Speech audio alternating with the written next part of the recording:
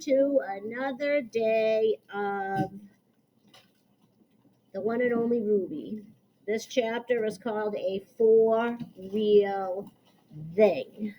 After Jabori and I say our goodbyes, I floppy run to Canine Corner to see Uncle Ivan. Uncle Bob has just arrived with Julia. Julia waves to me and I trumpet a hello. No funny business, you, she tells Uncle Bob. He winks at me like always. I can't help being funny. Back in half an hour, Julia calls as she heads off. Guess who I just saw? I say to Uncle Ivan and Uncle Bob. Uncle Bob scratches an ear. Is this a riddle?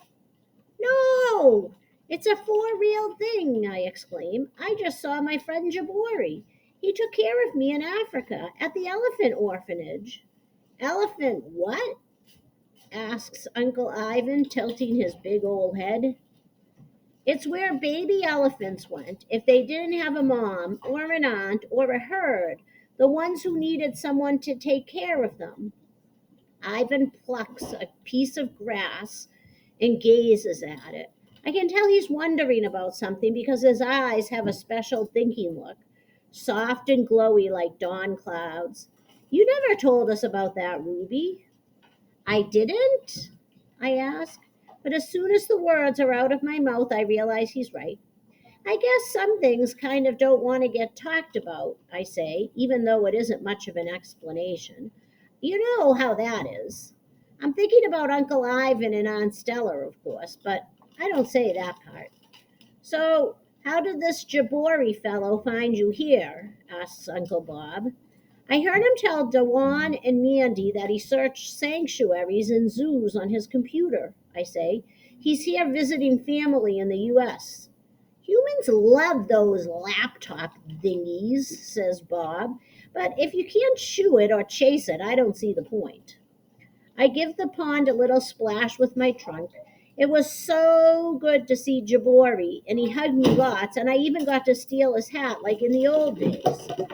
Ivan looks confused. That happens sometimes, even though he is a very wise gorilla. You stole his hat? He asks. It was our way of saying hello, I explain. I would wrap my trunk around his shoulder, and then, when he didn't suspect anything, I would grab his hat with my trunk and make it fly through the air like a weird bird. And he liked this routine? Uncle Bob asks. It made him laugh. Jabori laughs a lot. I pause. When I heard it today, I all of a sudden realized how much I missed it and him. It made me so happy, and then out of nowhere, I feel this frozen place inside me start to melt a little. I guess it was always there, but somehow I didn't realize it, and now I'm crying, and I don't even really know why. Help. Uncle Bob is pacing back and forth, and Uncle Ivan and Aunt Kenyani look like they're going to leap over the wall separating us. Ruby! Uncle Ivan calls. Please don't cry, please. What's wrong? I swallow a sob. I don't know. Seeing Jabori made me happy, but it also made me sad because I started remembering things. Take a deep breath and think about pineapples, Aunt Kenyani advises. That always helps me. I do as she says, but I do not really like pineapples, so I am still sad. Why don't you tell us more about your time in Africa? Uncle Bob suggests. Maybe that would make you feel better. More good advice from Bob. Aunt Kenyani shakes her head. I am positively flummoxed. I'll take that as a compliment, says Bob. Go ahead, Ruby, says Uncle Ivan. He sends me an encouraging smile. Tell us more about Jabori and the orphanage. I take another deep breath. I think of pineapples one more time, but that still doesn't help. So I begin. My first day.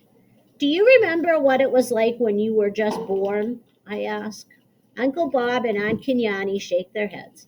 To tell the truth, I have trouble remembering yesterday, Uncle Ivan says, although I think I had 7 bananas for breakfast. It was 9, dear, says Kenyani. Well, I remember everything, I say. I sniffle, but talking is making me feel a little better already. I remember lying on the hard ground and blinking at the brightness, even though I was hidden under my mamma and it was the middle of the night. Whoa, says Uncle Bob. Elephants really do have great memories. Everyone in my herd was there, I add. I remember a forest of gray legs surrounding me and all the trunks nuzzling me to say, "Welcome, little one." I even remember my big brother Reth running in circles asking if I wanted to play chase. It took a little bit of time to figure out that I had 4 legs. Mama trunk boosted me, helping me while I tried to get my balance. My legs wobbled, but I was still standing. Amazing, says Uncle Ivan. It takes human babies around a year to learn to walk. Uncle Bob scratches an ear. Well, he says, those kiddos are a few fries short of a happy meal. If you catch my drift, can't walk on their own, can't talk, don't even know how to poop outside. It feels good to smile. Yeah, elephant babies rule, I say. I wish you could have been there. Everybody in the herd was so happy to see me. When Mama announced that my name would be Naya, there was lots of rumbling and trumpeting and ear flapping. The memory makes me sigh. I figured I must be pretty special. Uncle Ivan nods. You were right about that, my girl. So come back tomorrow for the next chapter. Bye. Bye.